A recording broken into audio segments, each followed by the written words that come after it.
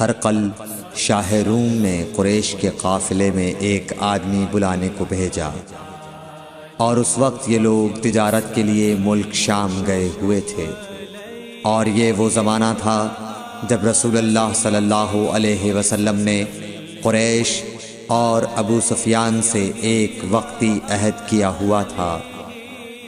جب ابو سفیان اور دوسرے لوگ ہرقل کے پاس ایلیا پہنچے جہاں ہرقل نے دربار طلب کیا تھا، اس کے گرد روم کے بڑے بڑے لوگ، علماء، وزراء و امراء بیٹھے ہوئے تھے۔ ہرقل نے ان کو اور اپنے ترجمان کو بلوایا، پھر ان سے پوچھا کہ تم میں سے کون شخص مدعی رسالت کا زیادہ قریبی عزیز ہے؟ ابو سفیان کہتے ہیں کہ میں بول اٹھا کہ میں اس کا سب سے زیادہ قریبی رشتہ دار ہوں۔ یہ سن کر ہرقل نے حکم دیا کہ اس ابو سفیان کو میرے قریب لا کر بٹھاؤ اور اس کے ساتھیوں کو اس کی پیٹھ کے پیچھے بٹھا دو۔ پھر اپنے ترجمان سے کہا کہ ان لوگوں سے کہہ دو کہ میں ابو سفیان سے اس شخص یعنی محمد صلی اللہ علیہ وسلم کے حالات پوچھتا ہوں۔ اگر یہ مجھ سے کسی بات میں جھوٹ بول دے تو تم اس کا جھوٹ ظاہر کر دینا۔ ابو سفیان کا قول ہے کہ خدا کی قسم اگر مجھے یہ غیرت نہ آتی کہ یہ لوگ مجھ کو جھٹلائیں گے تو میں آپ صلی اللہ علیہ وسلم کی نسبت ضرور غلط گوئی سے کام لیتا۔ خیر، پہلی بات جو ہرقل نے مجھ سے پوچھی وہ یہ کہ اس شخص کا خاندان تم لوگوں میں کیسا ہے؟ میں نے کہا وہ تو بڑے اونچے عالی نسب والے ہیں۔ کہنے لگا اس سے پہلے بھی کسی نے تم لوگوں میں ایسی بات کہی تھی؟ میں نے کہا نہیں۔ کہنے لگا اچھا اس کے بڑوں میں کوئی بادشاہ ہوا ہے؟ میں نے کہا نہیں۔ پھر اس نے کہا بڑے لوگوں نے اس کی پیروی اختیار کی ہے یا کمزوروں نے؟ میں نے کہا نہیں، کمزوروں نے۔ پھر کہنے لگا اس کے تابعدار روز بڑھتے جاتے ہیں یا کوئی ساتھی پھر بھی جاتا ہے؟ میں نے کہا نہیں۔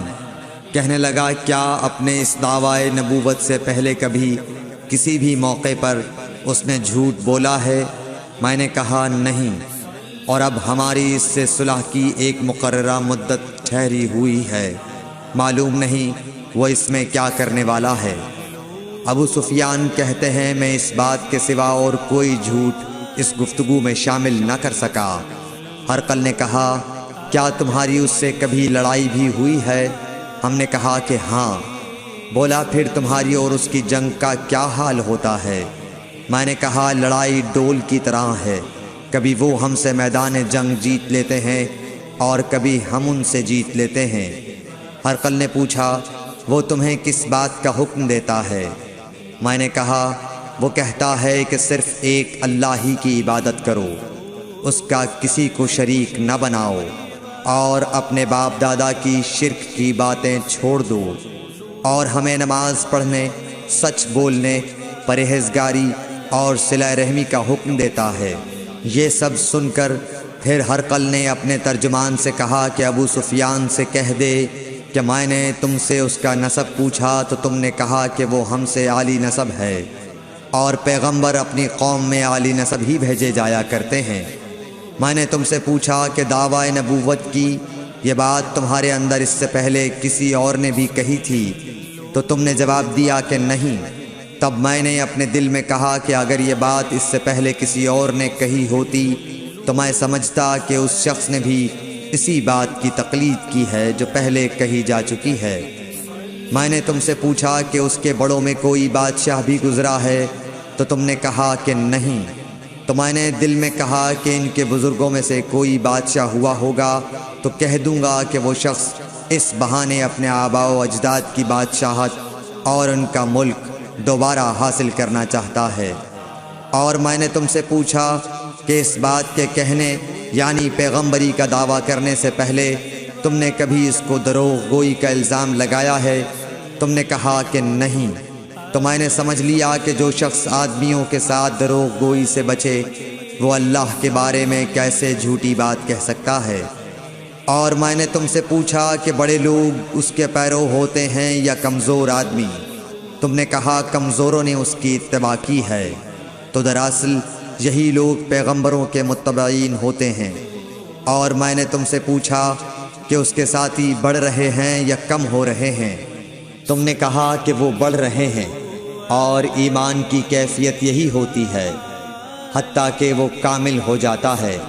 اور میں نے تم سے پوچھا کہ آیا کوئی شخص اس کے دین سے ناخوش ہو کر مرتد بھی ہو جاتا ہے؟ تم نے کہا نہیں۔ تو ایمان کی خاصیت بھی یہی ہے، جن کے دلوں میں اس کی مسرت رچ بس جائے وہ اس سے لوٹا نہیں کرتے۔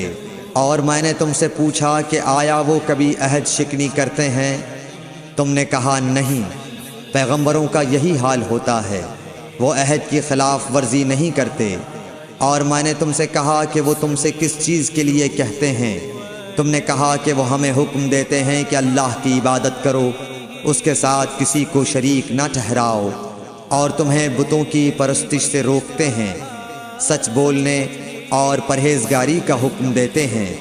لہٰذا اگر یہ باتیں جو تم کہہ رہے ہو سچ ہیں تو ان قریب وہ اس جگہ کا مالک ہو جائے گا کہ جہاں میرے یہ دونوں پاؤں ہیں۔ مجھے معلوم تھا کہ وہ پیغمبر آنے والا ہے، مگر مجھے یہ معلوم نہیں تھا کہ وہ تمہارے اندر ہوگا۔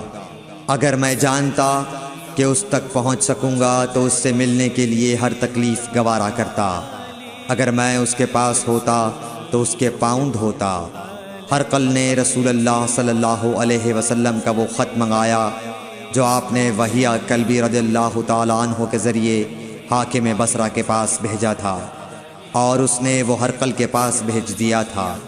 پھر اس کو پڑھا تو اس میں لکھا تھا، اللہ کے نام کے ساتھ جو نہایت مہربان اور رحم والا ہے۔ اللہ کے بندے اور اس کے پیغمبر محمد صلی اللہ علیہ وسلم کی طرف سے یہ خط ہے شاہ روم کے لیے۔ اس شخص پر سلام ہو جو ہدایت کی پیروی کرے۔ اس کے بعد میں آپ کے سامنے دعوت اسلام پیش کرتا ہوں۔ اگر آپ اسلام لے آئیں گے تو دین و دنیا میں سلامتی نصیب ہوگی، اللہ آپ کو دوہرا ثواب دے گا۔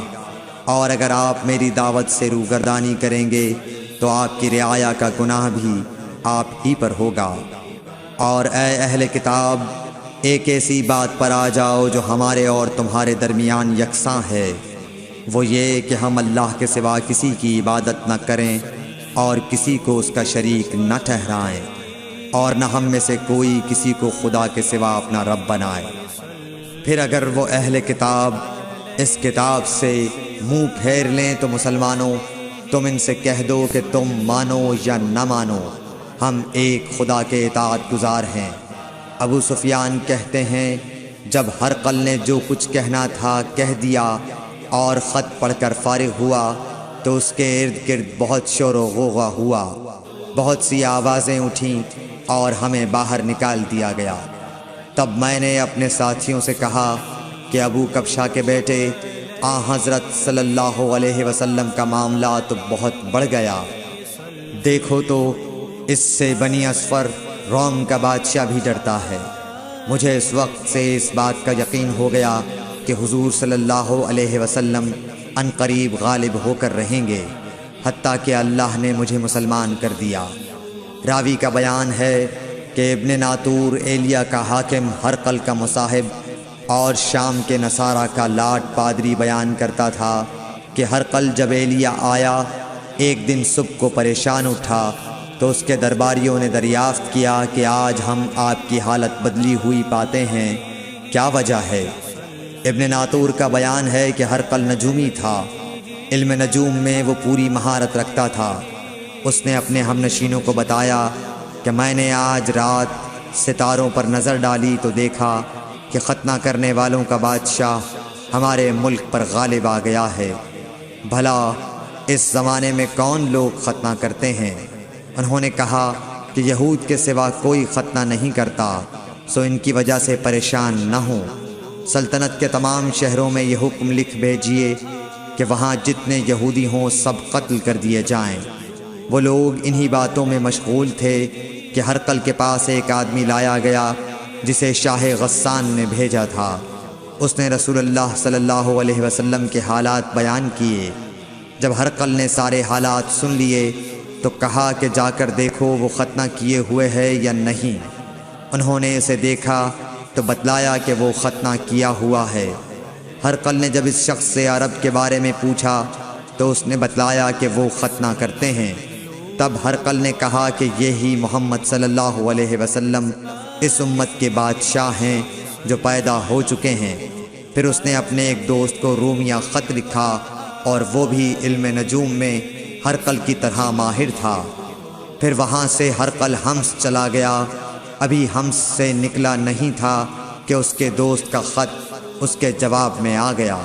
اس کی رائے بھی حضور صلی اللہ علیہ وسلم کے ظہور کے بارے میں ہرقل کے موافق تھی کہ محمد صلی اللہ علیہ وسلم واقعی پیغمبر ہیں۔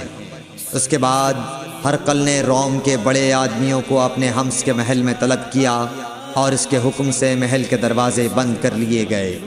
پھر وہ اپنے خاص محل سے باہر آیا اور کہا، اے روم والو، کیا ہدایت اور کامیابی میں کچھ حصہ تمہارے لیے بھی ہے؟ اگر تم اپنی سلطنت کی بقا چاہتے ہو تو پھر اس نبی صلی اللہ علیہ وسلم کی بیعت کر لو اور مسلمان ہو جاؤ۔ یہ سننا تھا کہ پھر لوگ وحشی گدھوں کی طرح دروازوں کی طرف دوڑے مگر انہیں بند پایا۔ آخر جب ہرقل نے اس بات سے ان کی یہ نفرت دیکھی اور ان کے ایمان لانے سے مایوس ہو گیا تو کہنے لگا کہ ان لوگوں کو میرے پاس لاؤ۔